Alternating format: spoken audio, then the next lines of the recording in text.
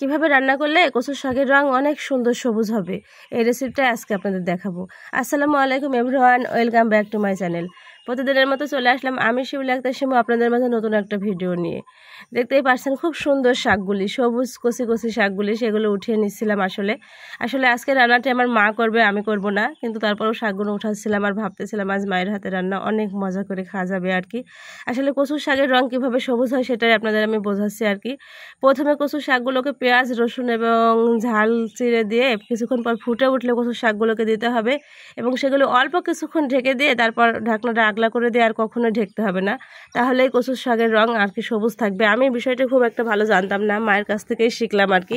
আমার কচুর শাকের রং এত সুন্দর হয় না, আমার মায়ের কচুর শাকের রং যে পরিমাণ সুন্দর হয়েছে এটাই আজকে বুঝতে পারলাম যে ঢাকনা দিয়ে বেশিক্ষণ ঢেকে রাখতে হবে না, প্রথমে একটু অল্পখানি ঢেকে রেখে তারপর আগলা করে রেখে রান্নাটি করতে হবে, তাহলেই কচুর শাকের রং আর কি সবুজ হবে।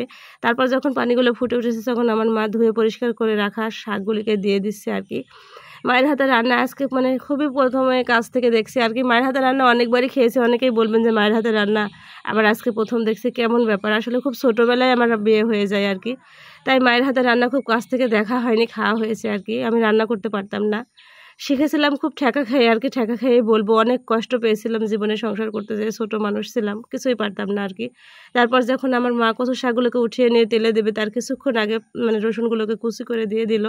তারপর এক পর্যায়ে এসে আবার চালের গুঁড়া দিল, এখানে চালের গুঁড়া দিলে নাকি মানে শাকগুলি শক্ত হয়ে ওঠে, খেতেও ভালো লাগে, তাই মা দিয়ে দিল। আসলে আমি এভাবে কখনোই কচু শাক রান্না করি নাই, তাই হয়তো মায়ের মতো এত টেস্ট হয় নাই। আমার রান্না কিন্তু ভালো হয়, কিন্তু আমার মায়ের রান্নার কাছে কিছুই না। আমার মায়ের রান্নার সবজি মানে অনেক মানে সুস্বাদু আর কি, অনেক মজার হয়। আমার মায়ের রান্না যে কতটা সুস্বাদু সেটা আমি মানে বোঝাতে পারবো না আর কি। যদি খাওয়াইতে পারতাম আপনাদের কখনো, তাহলে আপনারা বুঝতে পারতেন আর কি। মনে করতেছেন হয়তো ভিডিও করছি তাই বারবার বলছি, না, কখনোই না। আমার মায়ের রান্না খুবই সুন্দর এবং সেরা রান্না। যারা আমার পরিচিত তারা নিশ্চয়ই বুঝতে পারছেন, আর যারা খাইছেন তারা বুঝতে পারছেন, আর যারা খান নাই তারা হয়তো গল্প মনে করবেন আর কি। তারপরে এই তো তেল দিয়ে দিয়েছে, তারপর দিয়ে দিয়েছে পেঁয়াজ এবং রসুন কুচি আর সামান্য পরিমাণ জিরা, যেটা আমি কখনোই শাকে দেই নাই, আজ প্রথম দেখলাম আর কি। মায়ের হাতে খেয়েছি, কিন্তু মায়ের রান্না কখনোই কাছ থেকে দেখা হয়নি, ভিডিও করতে এসেই আর কি দেখছি।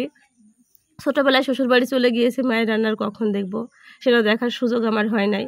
তারপরে তো তেলে দিয়ে দিয়ে আমার মা নেড়ে নিচ্ছে আর কি। দেখুন কতটা সবুজ হয়েছে রান্নার রং, আসলে এতটা সবুজ কখনোই আমি করতে পারি নাই, আসলে আমি ঢেকেই রাখতাম।